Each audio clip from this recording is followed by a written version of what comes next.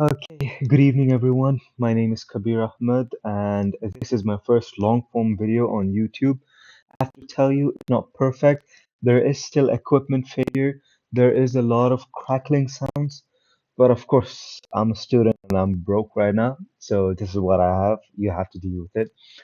Yeah, so this is going to be the setup. My camera is going to be here and I could write and show you what I'm doing. And this is the thing that I'm capturing from a laptop. It's OBS on Linux.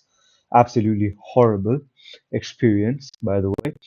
Either ways, you already know why you've clicked on this video.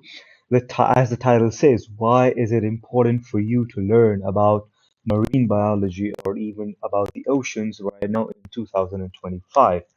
Because of this one particular report.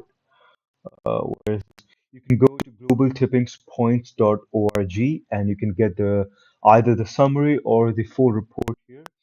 I'm gonna go to the full report, and this is one of the most important things that you can look right now. If you use this, okay, yeah, thickness a little bit, okay, yeah, this is fine.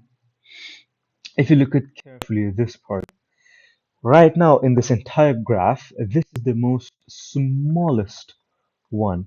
And it feels like it's not that much big of a deal. But then again, another crazy fact is that coral reefs are declining at the worst possible rate. I mean, in terms for us, it is the worst because the thing is, every single time you see the shore or the coastline, coral reefs are the background characters. You watch an entire documentary or you watch an entire movie, you only see the actors, but you don't see the entire crew behind them. That's the problem. Coral reefs are the entire crew behind all the coasts. Now, what happens is, let me show you in a demonstration. So imagine these are waves, and this is the shore. Okay, and these are, for example, your houses, and this is now these waves, they come and they go and they come and they go, and as they fall on this sand, it takes away some of that, it chips away.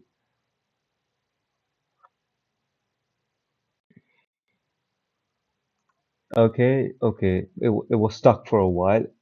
Encoding overloaded. Okay, no problem, we'll go back. So yeah, as I was saying, it chips away these sand particles, and over time it gets eroded. It goes away, it goes away.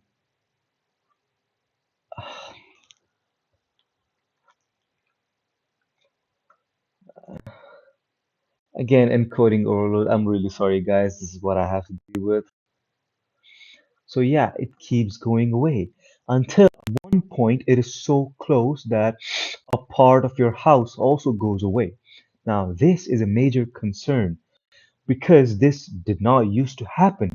This is a recent issue because, I mean, this is a historical thing, but during these periods of time, it has exponentially increased because previously we used to have something called as the coral reefs.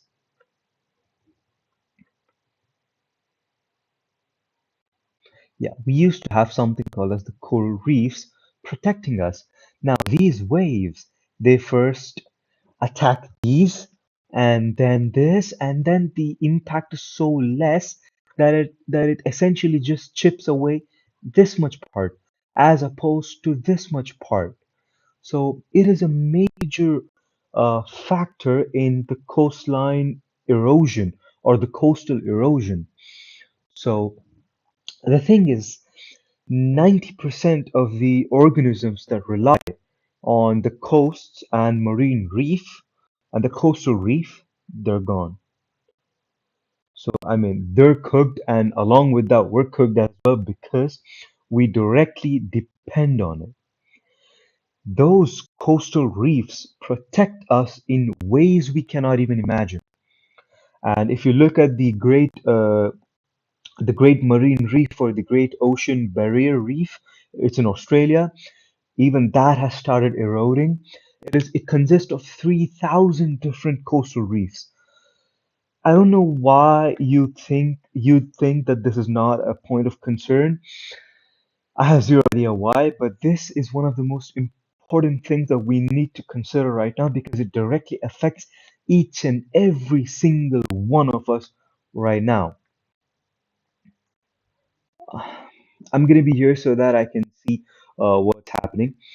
So yeah, in a nutshell, what I was trying to tell you is that you need to learn about the ocean. You need to learn how it's gonna affect you in the long run. People that were back from 2007 or even the 2000s, a couple had bought a house during the 2000s, and now 25 years later, three houses in front of them, all of them are gone. It's because of the coastal, and now they're next in line. Do you think it's not going to happen to you? If you're living near the coast, do you think it's not going to affect you?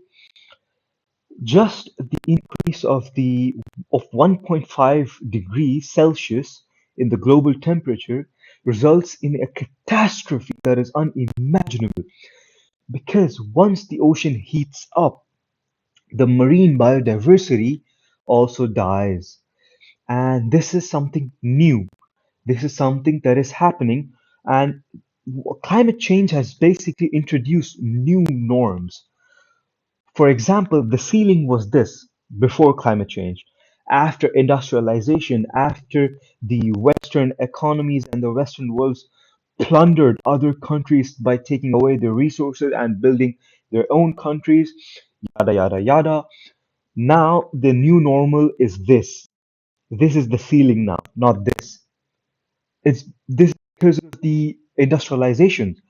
Now, there is sustainable industrialization. There's a whole different process, but then again, corruption and all sort of that stuff, it's a lot to process, but that's for a different thing.